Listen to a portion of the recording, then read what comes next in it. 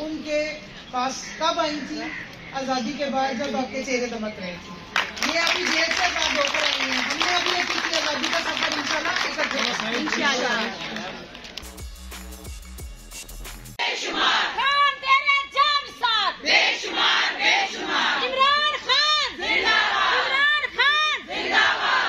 लोग पूछते हैं कि दुपट्टा फेंकने का मकसद क्या था। मैंने उस दिन सिस्टम पे गिव अप किया था। मेरा मानना था कि हम अमन चाहते हैं, अपनी इज्जत उतार के अपने किसी भी इदारे के पैरों में फेंक देने का मकसद ये है कि हम अमन चाहते हैं। आप औरतों पे हाथ नहीं उठा सकते। ये हमारा मुल्क है। तकलीफ दे बात ये है कि दोनों तरफ हम ही मौजूद हैं, इदारे भी हमारे और इस तरफ भी हम ही लड़ने वाले। हम किसी के खिलाफ नहीं हैं, लेकिन हम ये भी कभी जुर्रत नहीं देते कि कोई हमारे खिलाफ जाके हमारे लीडर को घसीट के ले जाए।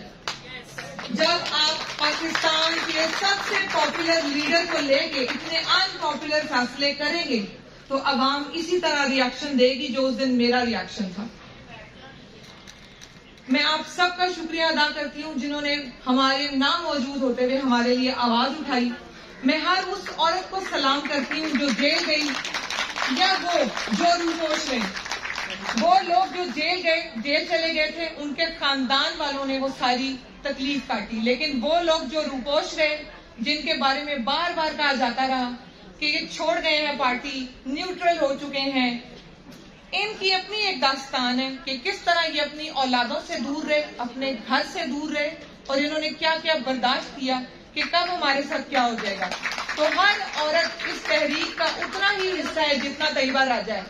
हर औरत जो अपने घर से दूर रही, हर औरत जो अपने बच्चों से दूर रही, हर औरत जिसने बीमारी काटी, हर औरत जिसके घर के मामलात खराब हुए, हर औरत जिसके हर तरह से औलाद को, खामन को लेकर जिनके मामला खराब हुए, जिन्होंने माली तौर पे मदद की, जानी तौर पे साथ चले, सोशल मीडिया पे आवाज चलाई, मुझे आप सब पे फख्र है कि हम सब इस तहरीक करते हैं। इमरान खान जिंदाबाद, पाकिस्तान पाइंदाबाद।